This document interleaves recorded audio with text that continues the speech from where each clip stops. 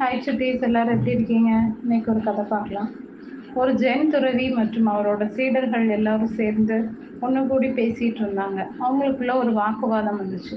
அது என்னன்னா, திருடனா இருப்பவனுக்கு எப்பவுமே கெட்டது தான் நடக்கும் அப்படின்னு ஒரு பக்கமும், இன்னொரு பக்கம் இல்லை நல்லதும் நடக்கும் அப்படின்னு வாதாடிட்டு இருந்தாங்க. அப்போ அவங்களோட குரலை கேட்டு வந்த ஜென் துறவி, என்ன வாக்குவாதம் அப்படின்னு கேட்டார்.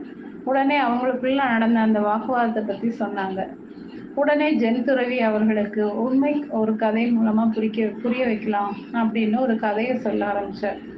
அதாவது ஜான்கி அப்படிங்கிறவன் ஒரு சாமுராயோட மகன். அவன் ஏதன் அப்படிங்கிற இடத்திற்கு பயணம் செஞ்சுட்டு இருந்தான். அங்க ஒரு உயர் அதிகாரி கிட்ட பணியாளனா சேர்ந்து அவரோட மனைவியை காதலிச்சு, மேலும் தற்காப்பிற்காக அந்த அதிகாரியின் பெருந்தொகையை எடுத்துக்கிட்டு அவருடைய மனைவியையும் கூட்டிட்டு ஓடிட்டான். அதுக்கப்புறம் 2 பேரும் நல்லா சந்தோஷமா வாழ்றதற்கு திருடர்களாக மாறினாங்க. ஆனா அந்த பெண் ஜான்கி நடவடிக்கைகளை கண்டு வெறுப்படைஞ்சா. அதனால அவள் அவனை விட்டுட்டு போயிட்டான். ஆகவே மனமுடைந்த அந்த ஜான்கி ஒரு மாகாணத்துல பிச்சைக்காரனா மாறி பிச்சை எடுத்து கொண்டிருந்தான். மேலும் அவனோட கடந்த காலத்துல செய்த பாவத்திற்கு பரிகாரமா ஜான்கிக்கு தனது வாழ்நாள்ல சில நல்ல காரியங்களை சாதிக்க எண்ணினான். அப்போ ஒரு குன்றின் மீது ஒரு ஆபத்தான சாலை இருக்கிறதுனால பல பேர் மரணம் மற்றும் காயம் அடைகிறாங்க அப்படிங்கிறத தெரிஞ்சுக்கிட்ட அவன் அங்க அந்த மலை வழியாக ஒரு சுரங்கம் வெட்ட எண்ணி பகல் நேரங்கள்ல பிச்சை எடுக்கிறதும் ராத்திரி நேரத்துல சுரங்கம் தொண்டனதை வேலையா வச்சிருந்தான். 30 ஆண்டுகள் முடிஞ்சுது. சுரங்கப்பாதை 290 அடி நீளம், 30 அடி உயரம், 30 அடி அகலம் ஆனச்சு. 2 ஆண்டுகளுக்கு முன் அவன் ஏற்கனவே ஒரு அதிகாரியின் கீழ் பணியாளனா வேலை செய்தவரோட மகன். அவருடைய மகன் ஒரு திறமைமிக்க வாழ்வீரன். அவன் ஜான்கியை கண்டுபிடிச்சு பழி வாங்கணும் அப்படிங்கிற எண்ணத்தோட ஜான்கியை தேடி அலைஞ்சிக்கிட்டு இருந்தான்.